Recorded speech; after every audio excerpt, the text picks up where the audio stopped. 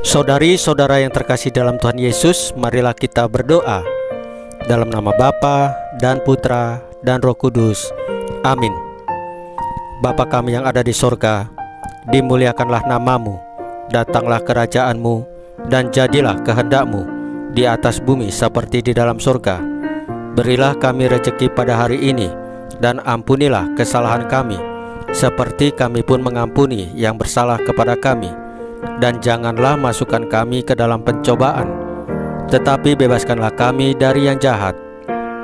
Ya Roh Kudus, hadirlah saat ini untuk memimpin dan membimbing kami dalam membaca firman Tuhan Yesus dan merenungkannya, sehingga kami dapat mengerti maknanya dan dapat kami laksanakan dalam hidup kami sehari-hari di tengah masyarakat kami.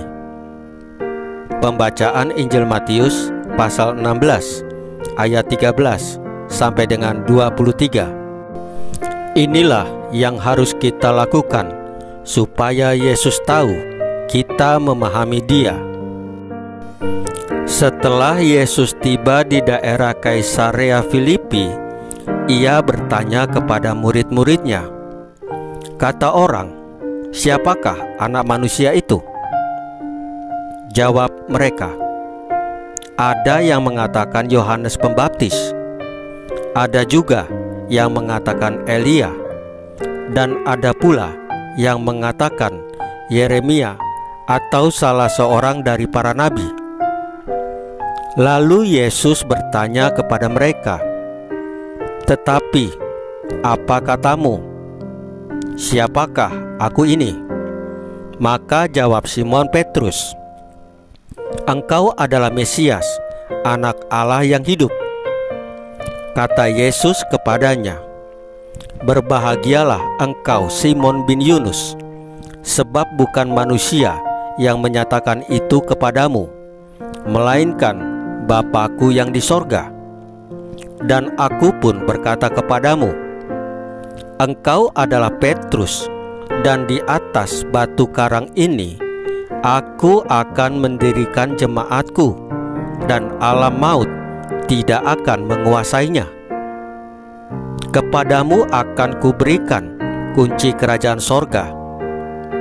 Apa yang kau ikat di dunia ini akan terikat di sorga, dan apa yang kau lepaskan di dunia ini akan terlepas di sorga." Lalu Yesus melarang murid-muridnya supaya jangan memberitahukan kepada siapapun bahwa Ia Mesias. Sejak waktu itu, Yesus mulai menyatakan kepada murid-muridnya bahwa Ia harus pergi ke Yerusalem dan menanggung banyak penderitaan dari pihak tua-tua, imam-imam kepala, dan ahli-ahli Taurat, lalu dibunuh dan dibangkitkan pada hari ketiga. Tetapi Petrus menarik Yesus ke samping dan menegur. Katanya, "Tuhan, kiranya Allah menjauhkan hal itu. Hal itu sekali-sekali tak akan menimpa Engkau."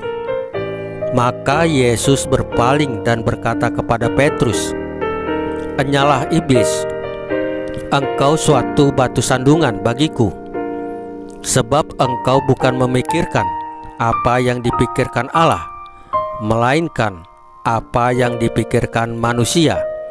Demikianlah sabda Tuhan. Terpujilah Kristus. Saudari-saudara yang terkasih di dalam Tuhan Yesus, pada bagian akhir dari Injil hari ini, Yesus kelihatannya tampak kesal, bahkan terkesan marah terhadap Petrus dengan mengatakan, "Enyalah iblis, engkau suatu batu sandungan bagiku, sebab engkau bukan memikirkan apa yang dipikirkan Allah, melainkan apa yang dipikirkan manusia." Hal ini disebabkan karena Petrus tidak menghendaki Yesus sebagai Mesias mengalami sengsara, wafat, dan bangkit.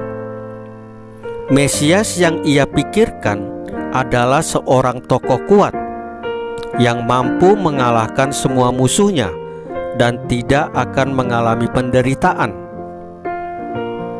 Pribadi Petrus yang seperti ini mungkin menjadi gambaran diri kita yang sering kurang memahami keinginan dan kehendak Allah.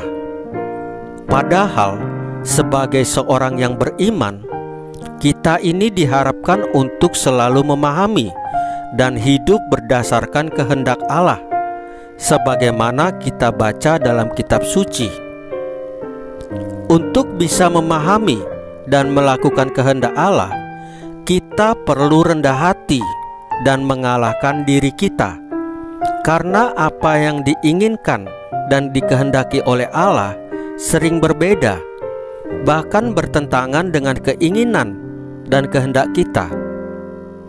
Sebagai pengikut Yesus, kita hendaknya mengutamakan dan memperjuangkan kehendak Allah di dalam hidup keluarga dan masyarakat, meskipun hal itu sangat berat dan sulit.